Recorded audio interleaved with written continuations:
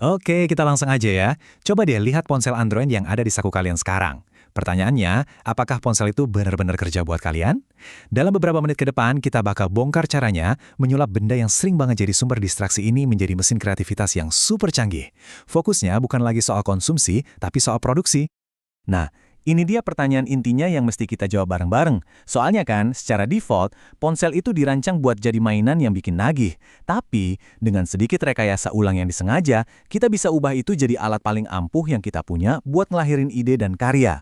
Jadi, gimana caranya kita ngakalin sistemnya? Yuk kita bedah. Ini nih kondisi bawaan ponsel kita, sebuah lubang konsumsi. Setiap aplikasi, setiap notifikasi, itu sengaja dirancang buat nyedot perhatian kita dan nahan kita di sana, cuma jadi penonton. Ini masalah mendasar yang harus kita beresin kalau kita emang mau jadi lebih produktif. Nah, tujuan kita itu melakukan pergeseran ini. Dari yang tadinya cuma jadi pengamat pasif yang nerima informasi, jadi produser aktif yang menciptakan sesuatu yang baru. Ponsel kalian bukan lagi tempat buat buang-buang waktu, tapi jadi mesin sintesis. Tempat buat ngamatin, nyambungin, dan ngelahirin ide-ide baru. Oke, bagian pertama dari solusinya, kita mulai dari arsitekturnya dulu. Kita bakal rekayasa ulang lingkungan digital di ponsel kita, supaya lebih mendukung produksi, bukan konsumsi. Dan percayalah, ini langkah yang paling krusial. Ini prinsip dasarnya. Simple banget, tapi dampaknya luar biasa. Tata letak layar utama kalian itu secara langsung mendikte kebiasaan kalian. Kalau aplikasi pertama yang kalian lihat itu media sosial, ya udah pasti itu yang bakal dibuka.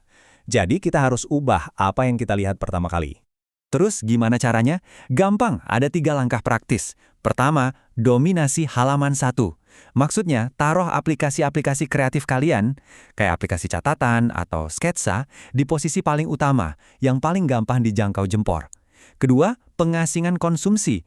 Pindahin semua aplikasi medsos dan hiburan ke halaman paling belakang atau umpetin di dalam folder. Jauh dari mata, jauh dari pikiran kan? Ketiga, pakai rutinitas otomatis buat nggak aktifin mode fokus pas kalian buka aplikasi kreatif. Jadi, semua gangguan otomatis keblokir. Sekarang, waktunya audit kilat. Coba deh, ambil ponsel kalian sekarang juga. 3 aplikasi yang paling gampang dijangkau jempol kalian, itu buat apa? Buat nonton, baca, dan scrolling? Atau buat nyatat, gambar, dan ngerekam? Jawaban kalian bakal langsung nunjukin, ponsel kalian itu alat atau sekedar mainan. Oke, kita lanjut ke bagian kedua. Dan ini semua tentang kecepatan. Ide itu kan kayak uap ya, rapuh dan gampang banget hilang. Kita harus punya sistem buat nangkep ide itu dalam hitungan detik sebelum dia lenyap selamanya. Dan ini aturan emasnya. Menghakimi itu musuhnya kreativitas di tahap awal. Pas sebuah ide muncul, tugas kalian cuma satu, tangkap. Udah, itu aja. Nggak usah dipikirin ini ide bagus, jelek, atau aneh. Tulis aja, rekam aja, gambar aja. Analisisnya belakangan. Di Android, ini gampang banget. Pertama, pasang widget sekali ketuk buat Google Keep atau Obsidian di layar utama. Jadi begitu ada ide, tap langsung nulis. Butuh 1 detik. Kedua, manfaatin fitur dikte di keyboard kalian buat mikir keras. Tinggal ucapin aja ide kalian, biar ponsel yang ngetik. Ketiga, ekstraksi sensor. Ini keren banget. Pakai aplikasi kayak Adobe Capture, tinggal foto sesuatu yang menarik, nanti palet warna atau polanya langsung diekstrak otomatis. Semuanya serba cepat. Oke, jadi kalian udah nangkap banyak ide nih. Terus apa? Nah, langkah berikutnya adalah mengubah tumpukan catatan mentah tadi jadi sesuatu yang jauh lebih berharga. Sebuah jaringan wawasan yang saling terhubung. Nah, ini masalahnya. Kalau ide-ide kalian cuma disimpan di folder-folder acak, ya sama aja kayak barang di gudang. Diam, statis, nggak berguna. Kreativitas yang sesungguhnya itu muncul pas ide-ide yang kelihatannya nggak nyambung, tiba-tiba saling terhubung. Dan disinilah konsep otak kedua ini jadi brilian banget, terutama pakai aplikasi kayak Obsidian.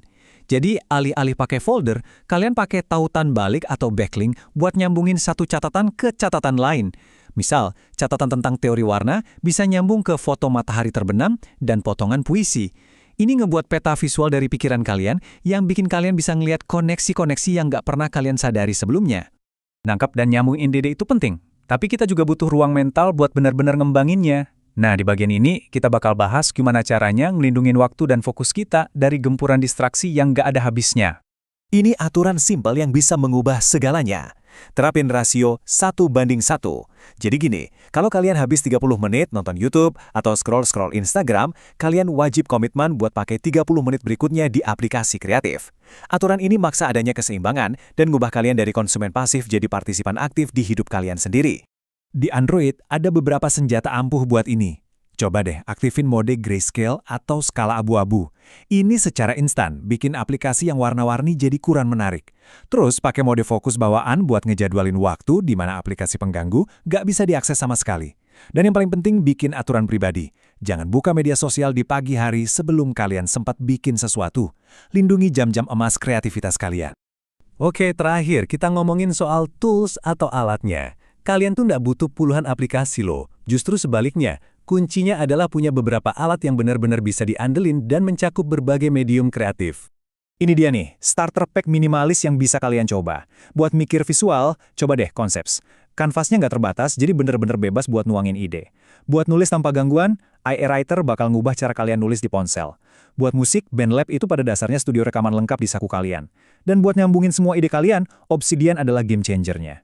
Cuma dengan beberapa aplikasi ini aja, kalian udah punya studio kreatif yang super kuat. Jadi ya, pada akhirnya pilihannya cuma satu ini. Ponsel kalian itu kan superkomputer di saku. Pertanyaannya sekarang, mau kalian pakai buat jadi jendela pasif, cuma buat nontonin dunia orang lain, atau mau kalian pakai buat jadi alat untuk secara aktif ngebangun dunia kalian sendiri? Studio kreatif paling canggih di dunia udah ada di tangan kalian, sekarang mau bikin apa?